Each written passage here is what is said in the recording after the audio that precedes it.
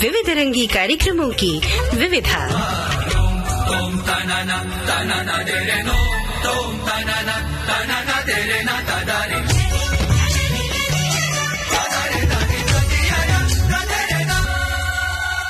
विविधा के सभी सुनने वालों को यूनुस खान का नमस्कार।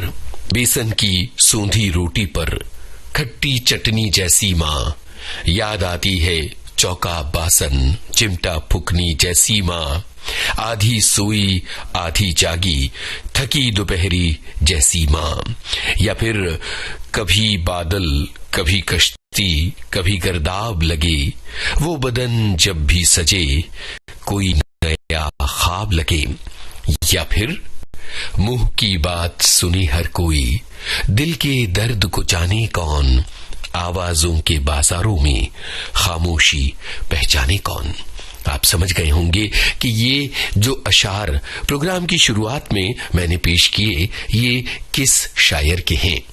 निदा फाजली। निदा फाजली की याद का दिन आता है 8 फरवरी को। साल 2016 था जब निदा फाजली इस फानी दुनिया को छोड़कर चले गए थे। रह गए थे उनके अशार।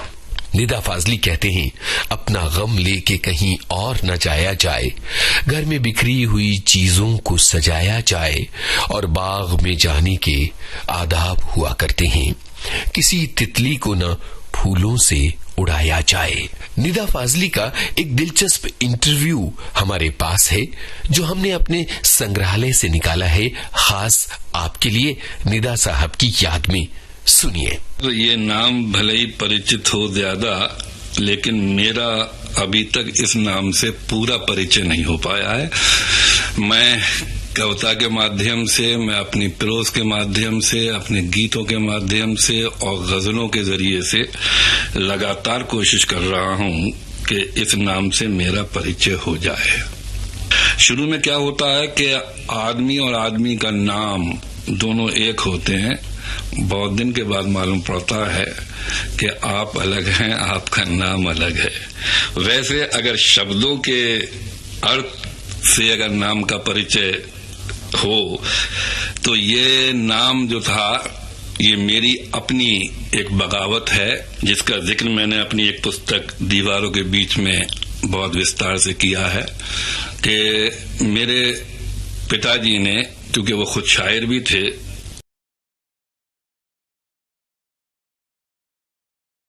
हसन, मैंने उसको निदा फाजली बना दिया और इसी से अब मेरी पहचान होती है। ये और बात है, इससे मेरा वो तारुफ जो होना चाहिए अभी तक नहीं हुआ। निदा के मानी है कॉल या आवाज, एंड फाजली सरनेम है। कहा जाता है कि एंसेस्टर्स में कोई फाजिल हुआ था, उससे फाजली बन गया।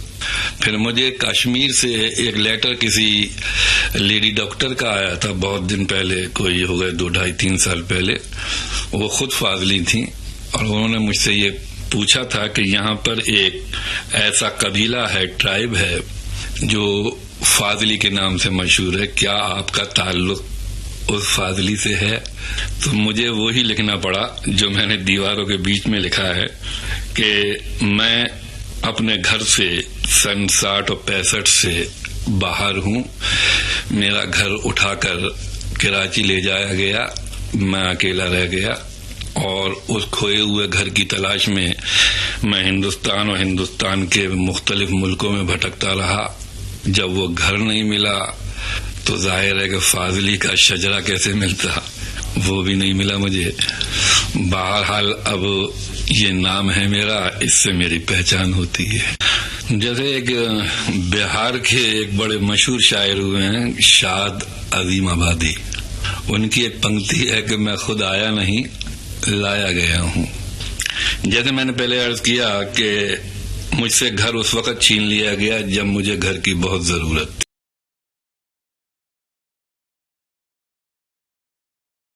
काम बम्बई भी था। बम्बई में मैं जर्नलिज्म करता था। एक हिंदी वीकली था रस नटराज, उसमें जर्नलिज्म करता था। फिर बिलिड्स में लिखता था, फिर धर्मयुग में लिखता रहा। फिर हुआ यूं कि एक साथ मुझे मैसेज मिली, कमाल अमरोही साहब मुझसे मिलना चाहते हैं और रज़िया सुल्तान के आखिरी 2 गाने मुझसे लिखवाना चाहते हैं, क्योंकि रज़िया सुल्तान के बनने में काफी देर लगी। इस दौरान क्योंकि कमाल अमरोही साहब बड़े डायरेक्टर थे, जब उन्होंने निदा फाजली को बुलाया तो इंडस्ट्री वालों को लगा कि शायद निदा फाजली भी कोई अहम नाम है, उससे लिखवाना चाहिए। तो फिर मैंने कई प्रोड्यूसर्स, कई डायरेक्टर्स, कई म्यूजिक डायरेक्टर के साथ काम किया। उसमें राज कपूर साहब भी हैं। राज कपूर साहब की एक फिल्म जो उनके बैनर पे बनी, बीवी और बीवी, मैंने एक गाना लिखा कि सदियों से दुनिया में यही तो किस्सा है, एक ही तो लड़की है, एक ही तो लड़का है, जब भी ये मिल गए प्यार हो गया। सदियों से दुनिया में यही तो किस्सा है, सदियों से दुनिया में यही तो किस्सा है, एक ही तो लड़की है, एक ही तो लड़का है, जब भी ये मिल गए प्यार। घर जो था, जो छीन लिया गया, वो मट्टी, ईंट और पत्थर का था। इत्तेफाक की बात है, वो घर जब मुझे मिला तो वक्त का सैलाब इतना गुजर चुका था कि मुझे अपने घर में ही अपना घर नहीं मिला। घर से मुराद होती है कि माँ, बाप, बहन, भाई। मैं जब कराची एक मुशायरे के सिलसिले में गया, वहां मुझे घर तो मिल गया, लेकिन वो नहीं थे जिनसे घर बनता है। माँ नहीं थी, वो जा चुकी थी। बाप नहीं था, जो जा चुका था। और भाई बहन अपने अपने दायरों में बढ़ चुके थे। तो मेरे लिए भी एक थोड़ी सी स्पेस थी, लेकिन वो घर जिसमें भाई की जेब और आपका हाथ होता है, बहन का दुपट्टा, और आपकी शरारत होती है, माँ की खामोशी, और आपका दर्द होता है, वो रिश्ते कहीं बीच में वक्त ने गायब कर दिए थे। तो मैं उस घर में अपने घर को न पाकर बोर हुआ और 2 दिन के बाद वापस लौट आया। तो अब वो घर तो नहीं मिलेगा, लेकिन वो दर्द जो है ना, उसने एक घर में सैकड़ों और लाखों घर बना दिए हैं। अब उन घरों के नाम मेरे ध्यान में जब आते हैं तो वो अयोध्या भी बन जाता है, अरब इराक की वार भी बन जाता है, अरब इसराइल की वार भी बन जाता है, कराची के मुहाजिरीन भी बन जाते हैं, बांग्लादेश और लाहौर की लड़ाई भी बन जाती है। अब उसका रिश्ता जो है इंसानी बिरादरी से हो गया है। अब वो मेरे अकेले का दर्द नहीं है। और इसीलिए मैंने अपने किसी गीत में ये कहा भी है कि तेरे मेरे नाम नए हैं दर्द से, कि वो अभी भी स्टूडियो में बैठे हैं और बातें कर रहे हैं। उनसे कई बार मुलाकातों का मौका मिला है और विविध भारती के जो खास पुराने सुनने वाले हैं उनको याद होगा कि विविध भारती के जब 50 बरस हुए थे तो एक खास कार्यक्रम हुआ था मुशायरे का, जिसमें निदा फाजली साहब भी मौजूद थे। उनका एक शेर याद आता है कि जीवन क्या है, चलता फिरता एक खिलौना है, 2 आंखों में एक से हंसना एक से रोना है। निदा फाजली और जगजीत सिंह 2 ऐसी हस्तियां जिनकी एक तारीख आपस में मिली जुली है।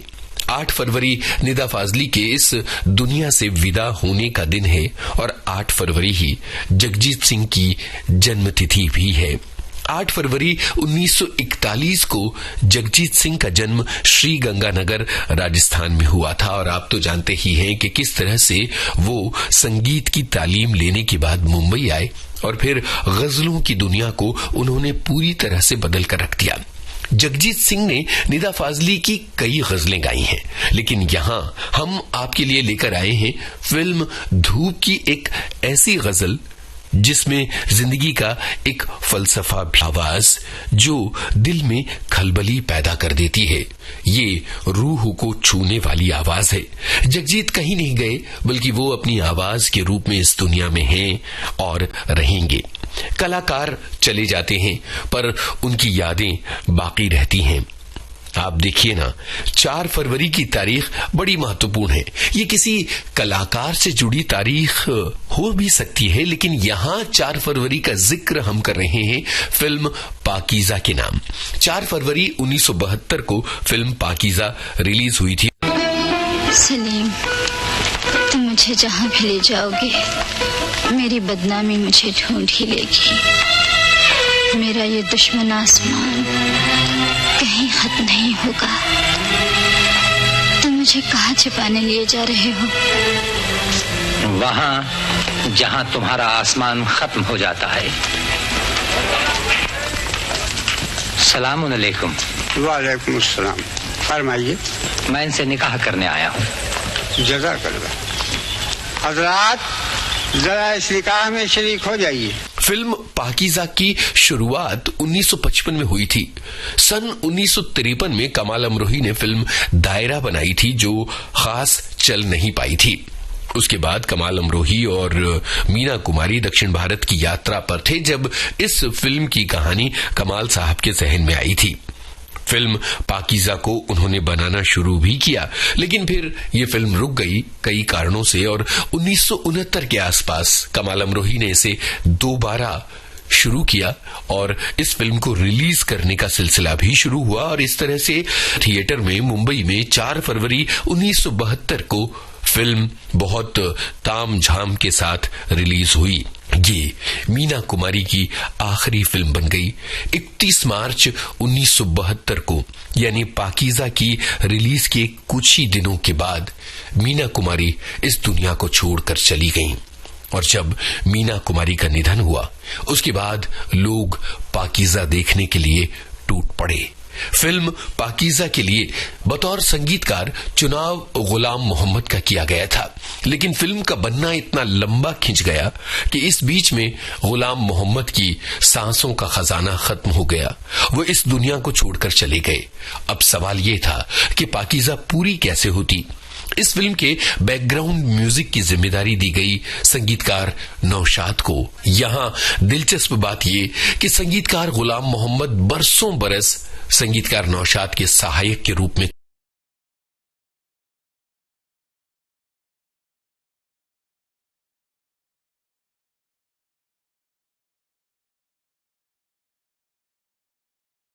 फिल्म में स्क्रिप्ट के मुताबिक जोड़ी। यहाँ आपके लिए फिल्म देवी देवताओं ने भी इसके गुण गाए हैं, संगीत के गुण गाए हैं। तो ये भाषा बहुत उच्च कोटि की स्पिरिचुअल भाषा है। आप कुछ मंत्र पढ़ें और किसी भी किस्म की कोई धार्मिक चीज पढ़ें या किसी इंस्ट्रक्शन को फॉलो करें, गीता की हो, रामायण की हो, वैदिक काल की हो, वेदों की बात हो, वो भी जब तक संगीत में नहीं हो तो उसका आनंद नहीं आता जी। तो ये देवी देवताओं की भी भाषा है और उन्होंने भी गा के ही बात कही थी। सारंगी वाद्य, ये बाजा ऐसा माना जाता है और हमको एग्री करना पड़ेगा कि रावण ने बनाया था। और रावण ने इसलिए बनाया था कि वो जो स्तोत्र लिखते थे शिव जी के लिए, उसमें संगीत के अलावा ताल भी होती थी। रावण के जितने स्तोत्र रावण ने लिखे हैं शिव जी के बारे में, हर एक स्तोत्र आप देखेंगे उसमें टेम्पो, रिदम, ताल कुछ भी समझ लीजिए, लेकिन उसके छंद हैं। ये 4 छंद बहुत ही मशहूर हैं साउथ के, खंड जाति, तिस्र जाति, मिश्र जाति। तो ये सारी चीजें उन श्लोकों में आती है और रावण को पढ़ते थे गा के। अब गाने के लिए कुछ इंस्ट्रूमेंट चाहिए सुर रखने के लिए, जैसे तानपुरा जी, उसके लिए उन्होंने सारंगी बनाई जिसको रावण हत्ता कहते हैं। वो बजा के गज में घुंघरू उन्होंने बांध लिए थे ताकि वो ताल का भी काम साथ साथ चलता रहे। ताल और सुर। तीसरी चीज है लय। लय का मतलब होता है 1 और 2 के बीच की जगह, उसको लय कहते हैं। तो ये सारी चीजें रावण ने करके बताई, तो हम ये मानते हैं कि शायद बाजा भी उन्होंने ही बनाया था, सारंगी। हाँ, और ये तो जग प्रसिद्ध बात है कि चेंजेस आती रहती है हर एक चीज में। तो सारंगी भी बदलती गई, जैसे कि फोक म्यूजिक भी बजना लगा, और हमारे हर एक प्रांत में एक सारंगी होती थी जी, और अलग अलग नाम से होती थी। तो ये अलग बात है। एनीवे, मुझे प्रभु की कृपा से सारंगी ही एक ऐसी चीज नजर आई जिसमें मैंने सब कुछ देखा, और आप हमें और पूरी दुनिया को मिल गए। बिल्कुल। ये तो सब लोगों की कृपा है, मैं ईश्वर की कृपा ही मानता हूँ कि इसका नाम है सौरंगी। सौरंगी का मतलब ये होता है सो रंग। तो अगर अपन सो रंग गिनने शुरू कर दें तो भी काफी म्यूजिक की वेरिएशन आ जाती है उसमें। वेस्टर्न म्यूजिक, क्लासिकल म्यूजिक है, और वेस्ट में भी फोक म्यूजिक है, पॉप म्यूजिक है, सिनेमा का म्यूजिक है, जैज म्यूजिक है, मॉडर्न म्यूजिक है। हमारे यहाँ भी हर प्रांत में कितनी तरह के संगीत है। ये तो बात सही है। तो वो सोरंग सारे सारंगी में बज सकते, इसलिए इसको सोरंगी नाम दिया। जैसे कि आपने कहा कि दूसरा जन्म हुआ, ये बिल्कुल सही बात है। मैं तो निमित्त मात्र हूँ, लेकिन सच्चाई इसी में है कि मैं इससे जुड़ा रहा 5 साल की उम्र से। अरे वाह। और आज भी इससे जुड़ा हुआ हूँ, और स्कूल में जाने की गलती मैंने नहीं की।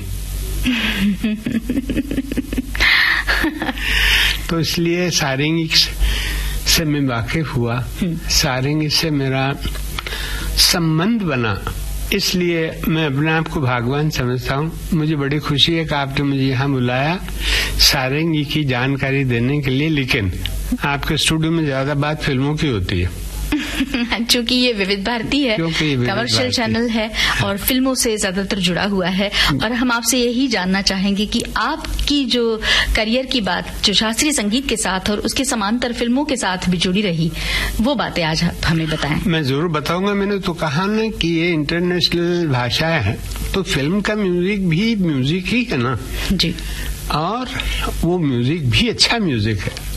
और फॉर्चुनेटली मेरे भाग्य अच्छे थे कि जिस वक्त मैं इंटर हुआ इस लाइन में, तो उस वक्त भी इसमें क्वालिफाइड और मैसेज देने वाले लोग थे। संगीत के माध्यम से भी, फिल्म बनाने के माध्यम से भी, लिखने वालों के माध्यम से भी, गाने वाले के माध्यम से भी, इंस्ट्रूमेंटलिस्ट लोगों के माध्यम से भी इसमें बहुत कंट्रीब्यूशन बहुत लोगों का है। मतलब समाज को दिशा देने का काम फिल्मों का उस समय होता था। फिल्मों के जरिए समाज को एक दर्शन कराना संगीत के और पोइट्री के। तो इसलिए ये फिल्म को भी मैं बहुत अच्छा माध्यम समझता हूँ, और बहुत इसका कंट्रीब्यूशन भी है। और ये अगर ये कहें कि था तो भी गलत नहीं होगा। क्योंकि जो जमाने में मैंने काम शुरू किया, ये बात है 50s की। मैं बॉम्बे में आया 1949 में। जी, मतलब स्वतंत्रता मिली थी उसके बाद आप आए? स्वतंत्रता के पहले तो मैं लाहौर में था। अच्छा, हाँ हाँ। और 47 में दिल्ली में 2 साल नौकरी की, और दिल्ली रेडियो में। जी। उसके बाद मैं बॉम्बे आ गया, मुझे बुलाया गया। ये लोग थे हीराबाई बड़ौतीकर, ओंकारनाथ ठाकुर, पंडित कृष्णाराव शंकर पंडित, सुरेश बाबू माने, ये हीराबाई के भाई थे। इन सब, गंगूबाई, इन सब लोगों ने कहा बम्बई में आ जाइए। तो मैं आ गया। 1 साल तक इन लोगों के साथ संगत करता था। जैसे जैसे इनमें से कुछ लोग नहीं रहे या किसी ने गाना छोड़ दिया उम्र की वजह से, तो वो सिलसिला मेरा कम्प्लीमेंट का जो था वो कम हो गया। सोर्स ऑफ इनकम फिर एक ही जगह थी, फिल्मों में। तो मुझे किसी साहब ने सबसे पहले रोशन म्यूजिक डायरेक्टर से मिलवाया। रोशन जी। तो रोशन जब बात करते थे तो ऐसा लगता था कि बहुत प्राउड, बहुत अकड़ू आदमी है।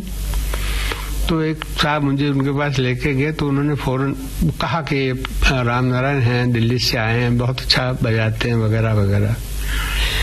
तो रोशन साहब कहने लगे कि वो तो सब मैं मानता हूँ, लेकिन मुझे जो चाहिए वो ये है, तो उन्होंने एक रिकॉर्ड बनाया, सेगल का गाना था, आरसी बोराल का म्यूजिक जी, और उसमें एक मुंशी सारंगी प्लेयर थे, उन्होंने थोड़ा सा बजाया। वो स्टाइल रोशन को पसंद था, तो मुझे रोशन ने कहा कि आप तो अच्छा ही बजाते लेकिन मुझे ये चाहिए। मन का ठीक है, तो उसने कहा कि मुकेश के ऑफिस में महालक्ष्मी फेमस में आप कल 2 बजे आ जाइए। आधा पौना घंटा में लेट हो गया, तो रोशन मुझे कहने लगा कि 2 बजे का टाइम था, ये कोई आने का टाइम है। तो मैंने कुछ नहीं कहा। फिर वो अपने कमरे में ले गए, वहाँ हारमोनियम पे बैठ के मैंने इंस्ट्रूमेंट अपना ट्यून किया और मैंने उनसे कहा कि आपने गाना कौन सा बनाया जो मुझे बजाना है जी। तो उन्होंने गाना गा के सुनाया, दिल तुझे दिया था रखने को जी, तूने दिल को जला कर रख दिया। तो जो स्टाइल सारंगी का उनको चाहिए था, मैंने वैसे ही वो शुरू किया, दुखते हुए अंगूठे के साथ, दुखते हुए अंगूठे के साथ, दुखते हुए हालातों के साथ, और दिल भी दुख रहा था, दिल भी दुख रहा था। और ये भी नहीं अच्छा लग रहा था कि मैं कुर्सी पे बैठ के सारंगी बजा रहा हूँ जी। बहुत सही। लेकिन रोशन क्योंकि विद्वान थे, विद्वान से मेरा मतलब है संगीत की शिक्षा उनको मिली हुई थी, इसलिए 3-4 सुर मेरे सुन के बाजा छोड़ के बच्चों की तरह रोने लगे और मेरे पैर पकड़ लिए। हाँ। कि मेरी गलती हो गई है, मैंने आपको समझा नहीं, पहचाना नहीं, मुझे मालूम नहीं था आप किस डिग्री का आर्टिस्ट है। फिर मैंने भी रुमाल खोल के अंगूठा बताया। फिर मैंने कहा कि टैक्सी के पैसे नहीं थे, तो जोर से चिल्लाया, मुकेश मुकेश मुकेश। मुकेश आ गया, कितने पैसे तुम्हारे पर्स में? तो 200-250 रुपए थे, इनको दे दो फौरन से। मैंने कहा यार नहीं चाहिए मुझे पैसे, लेकिन कहने लगे नहीं ये तो रख ही लो।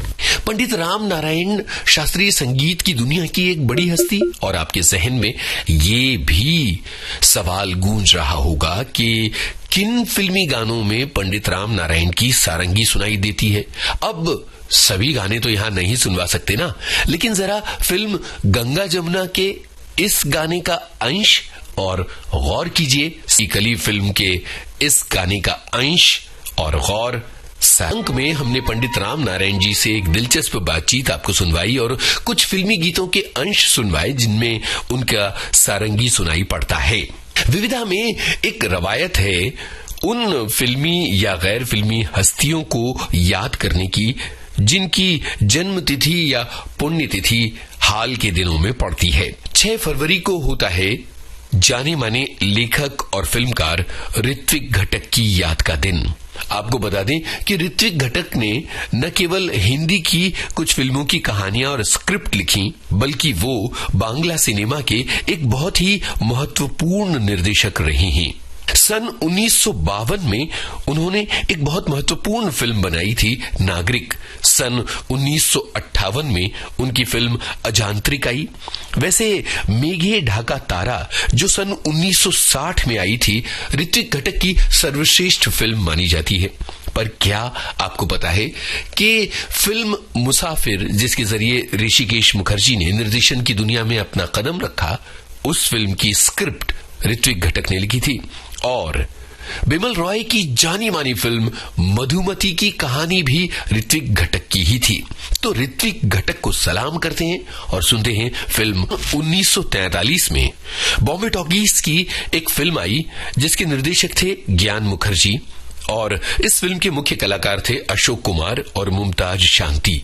इस फिल्म में संगीत कवि प्रदीप ने दिया था और इस फिल्म का एक गाना था, दूर हटो ए दुनिया वालों, हिंदुस्तान हमारा है। आपको बता दें सन 1942 में मुंबई के गोवालिया टैंक मैदान से महात्मा गांधी ने अंग्रेजों भारत छोड़ो का नारा दिया था और पूरे देश में जैसे आग लग गई थी। भारत को आजाद कराने की चेतना का प्रसार हुआ और लोग आंदोलन में जुट गए थे। इस जन चेतना, आक्रोश और आंदोलन के माहौल में फिल्म किस्मत आ रही थी। इस फिल्म में निर्माता निर्देशक ने जानबूझकर एक गाने का समावेश किया जिसके बोल थे, दूर हटो ए दुनिया वालों, हिंदुस्तान हमारा है। और फिर तो बस ये गाना युवाओं की आवाज बन गया था। भारत छोड़ो आंदोलन की रैलियां निकलती तो नौजवान इस गाने को गुनगुनाया करते थे। अंग्रेज सरकार को जब पता चला तो वो कवि प्रदीप की खोज में जुट गई थी। इस तरह से कवि प्रदीप के इस गाने ने भारतीय समाज पर और उस समय के हालात पर गहरा असर डाला था। ऐसे थे गीतकार कवि प्रदीप। दरअसल सन 2015 में कवि प्रदीप इस नश्वर संसार से विदा लेकर चले गए थे। रह गईं उनकी यादें, उनका लिखा हुआ, उनके गाने।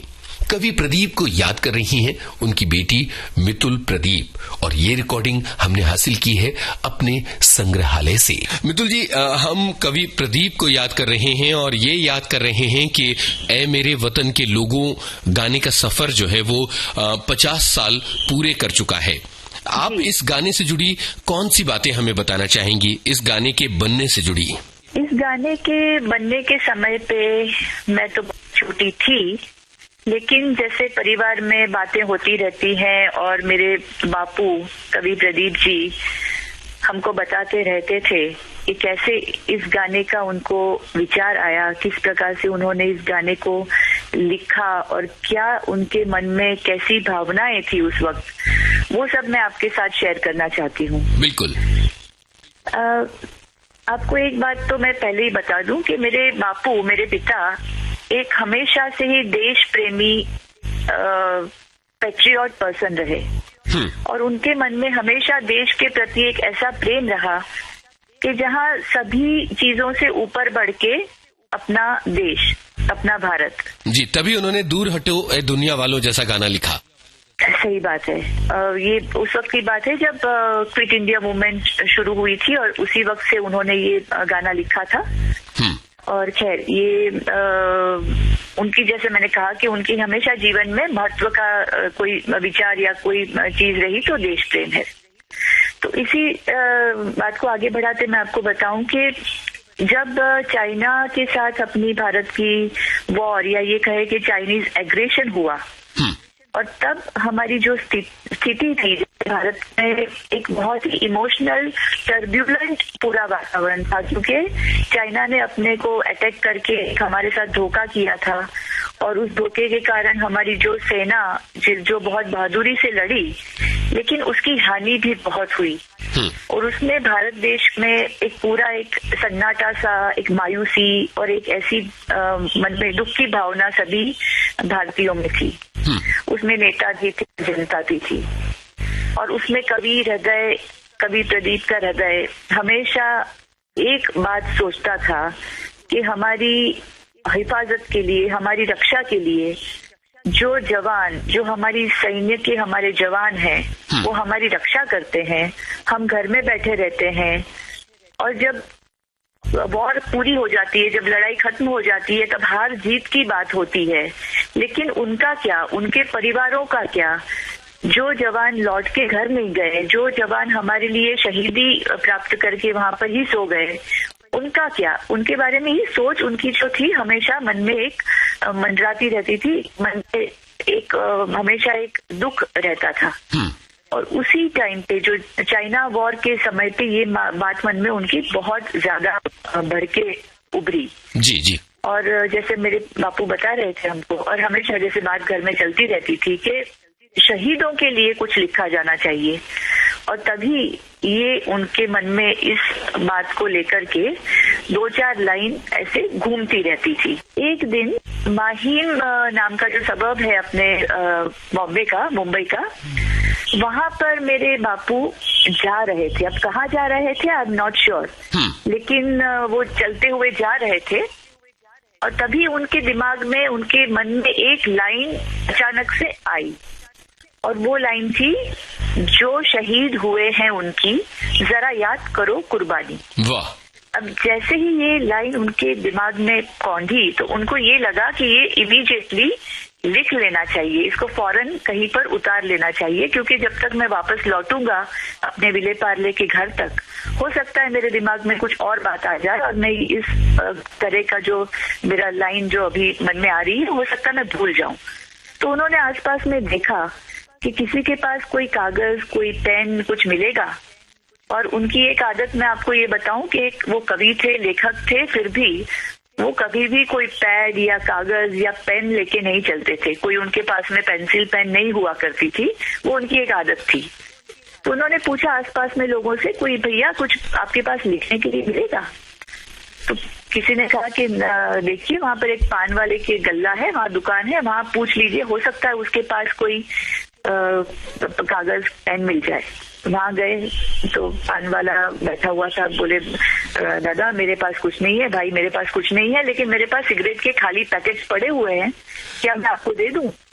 तो प्रदीप जी ने, मेरे बापू ने कहा ठीक है भाई दे दीजिए।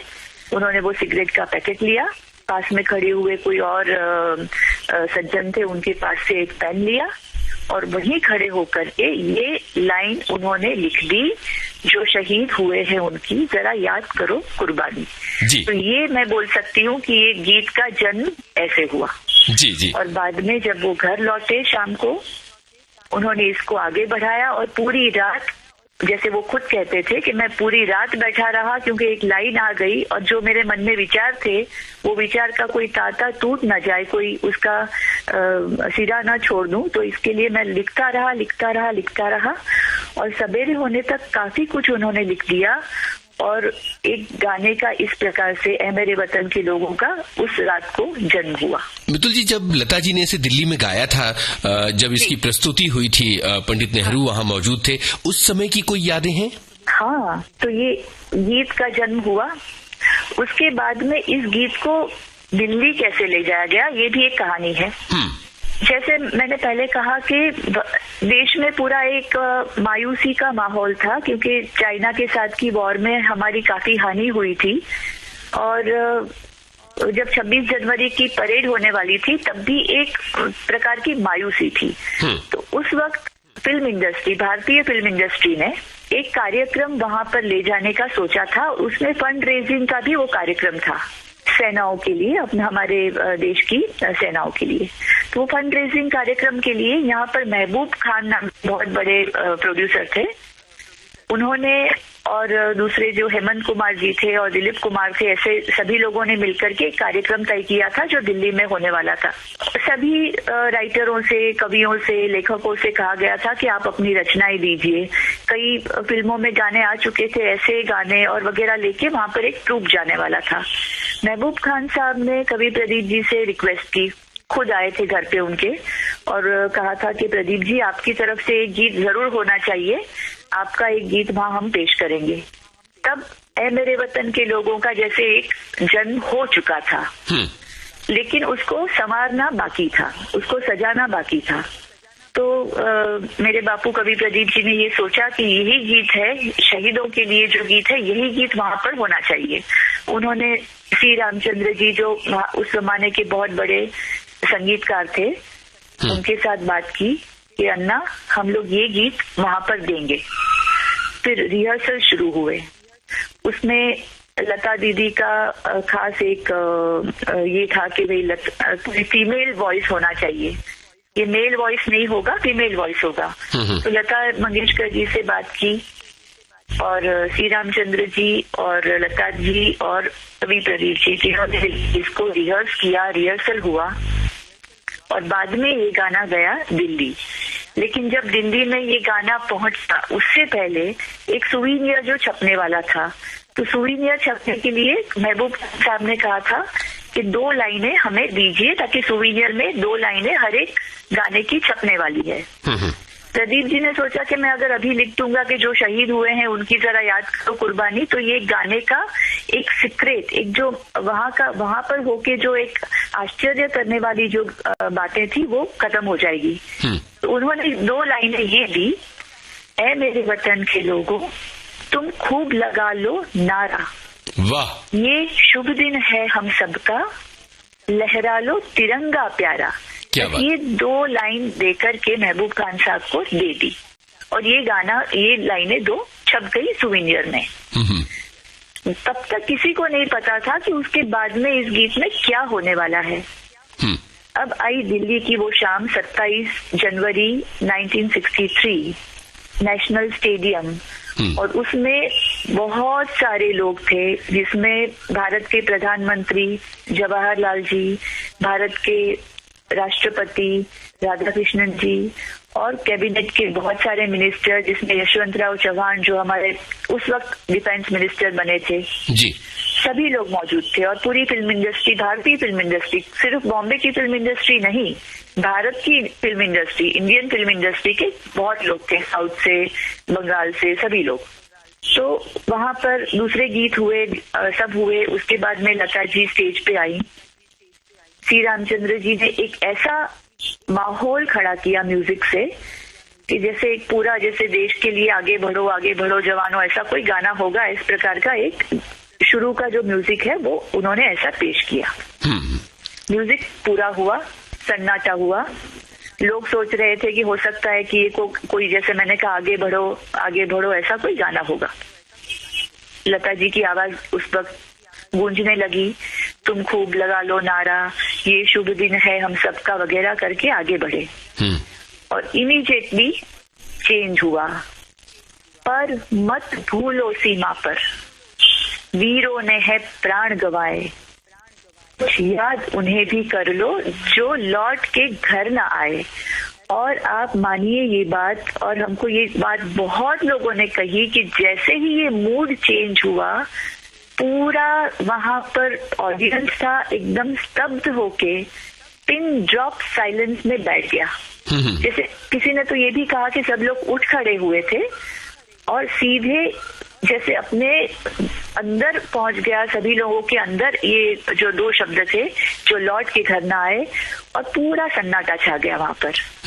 और फिर गीत आगे बढ़ा, ऐ मेरे वतन के लोगों जरा आंख में भर लो पानी, जो शहीद हुए हैं उनकी जरा याद करो कुर्बानी। एक के बाद एक अंतरे चलते गए, एक के बाद एक बातें बढ़ती गई, और एक के बाद एक जो परवान चढ़ता गया गीत। और ये बात हकीकत है कि प्रधानमंत्री नेहरू जी की आंखों में अश्रु थे। उसके अलावा वहां पर जितने लोग बैठे थे, एक भी इंसान वैसा नहीं था जिसकी आंखों में पानी ना हो, जिसको मन में एक दुख और एक टीस न भर गई हो। ये हकीकत है कि वहां बैठा हुआ पूरा ऑडियंस पूरा इसमें इन्वॉल्व होकर के मन के साथ अश्रु बहा रहा था। जब प्रदीप जी थे, कभी उन्होंने ये बात शेयर की कि क्या उन्होंने ये सोच रखा होगा कि इस गाने का असर इतना व्यापक होगा और इसका सफर इतना लंबा हो सकता है? इतना लंबा सफर तो शायद उन्होंने सोचा था या नहीं सोचा था, लेकिन हाँ एक बात तो है कि उन्होंने जब ये गाना वहां पूरा हुआ और वहां पर पूछा गया कि कवि प्रदीप जी ये किसने लिखा है, नेहरू जी ने पूछा ये गाना किसने लिखा है, तो प्रदीप जी वहां मौजूद नहीं थे। और एक आश्चर्य की बात है कि उनको वहां पर इनवाइट नहीं किया गया था, जो भी कारण रहा हो। लेकिन बाद में प्रदीप जी के मन में कभी भी इस बात का कोई कचोट या दुख या ऐसा उन्होंने कभी दिखाया नहीं। हाँ, हो सकता है उनको जरूर इसमें बुरा लगा होगा, लेकिन उन्होंने कभी इस बात को जाहिर तौर पे नहीं कहा कि मुझे वहां नहीं बुलाया गया। ऑन द कॉन्ट्ररी उन्होंने हमेशा ये कहा कि डेस्टिनी है, जो भगवान करते हैं वो कुछ अच्छे के लिए करते हैं। और उनका मानना था कि वो अगर वहां गए होते तो बाद में नेहरू जी से जो उनकी लंबी बातें हुई मुंबई में 2 महीने के बाद, वो नहीं होती। और नेहरू जी के साथ खड़े होके सामने उनके सामने ये गीत गाया उन्होंने फिर से, बापू ने, ऐसा मौका नहीं आता। तो खैर उन्होंने ये बात तो सोची नहीं थी। ये तो 50 साल तो किसी भी गीत के होते हैं, ऐसा नहीं है, रचनाएं तो 50 साल की होती हैं, लेकिन लोकप्रियता हर एक दिल में, हर एक जुबान पे, कोई भी पीढ़ी का कोई भी व्यक्ति हो, आज का छोटा 8 साल या 10 साल का कोई बच्चा हो, उसने स्कूल में ये गीत ना गाया हो, ऐसा नहीं हो सकता। तो ये एक बहुत बड़ी उपलब्धि है। और वैसे भविष्य का तो उनको हमेशा ये ध्यान था ही, या एक प्रकार से ये कहिए कि एक संत जैसा उनका व्यक्तित्व था, तो भगवान की उनको एक देन थी कि जो भी उन्होंने लिखे वो भविष्यवादी सोचकर, मतलब ऐसा ही उन्होंने लिखा जो आज भी हर एक गाना उनका रिलेवेंट है। ऐ मेरे वतन के लोगों तो अपनी लोकप्रियता की चरम सीमा पर है और था, और मुझे लगता है कि और 50 या 100 साल, या जब तक हमारी भारत देश की जनता इस धरती पर है, हम लोग धरती जीवित है, पृथ्वी जीवित है, तब तक ये गीत उतना ही लोकप्रिय रहेगा, ऐसा मुझे लगता है। जी मितुल जी, बहुत अच्छी बातें आपने बताई, थैंक यू। विविधा कार्यक्रम के इस अंक में हमने कोशिश ये की कि आपके लिए बहुत सारी सामग्री लाएं। एक तरफ जहां हमने निदा फाजली और जगजीत सिंह को याद किया, तो दूसरी तरफ पाकीज़ा फिल्म का एक संवाद और इसका एक गाना आप तक पहुंचाया। पंडित राम नारायण से एक दिलचस्प बातचीत आपने सुनी और ऋत्विक घटक को भी हमने याद किया। इसके अलावा कवि प्रदीप की याद को नमन भी किया। हमें उम्मीद है कि विविधा का ये अंक आपको पसंद आया होगा। अब इजाजत दीजिए, क्योंकि अगले हफ्ते के लिए हमें अपने संग्रहालय के समंदर में डुबकी लगाकर निकालने हैं कुछ नगीने। चलते चलते निदा फाजली की कुछ पंक्तियां। मैं रोया परदेस में भीगा मां का प्यार, दुख ने दुख से बात की बिन चिट्ठी बिन तार, और छोटा करके देखिए जीवन का विस्तार, आंखों भर आकाश है बाहों भर संसार। चलने से पहले आपको बता दें, इस कार्यक्रम के प्रस्तुतकर्ता हर्षवर्धन गवई और मैं आपका निवेदक यूनुस खान, नमस्कार।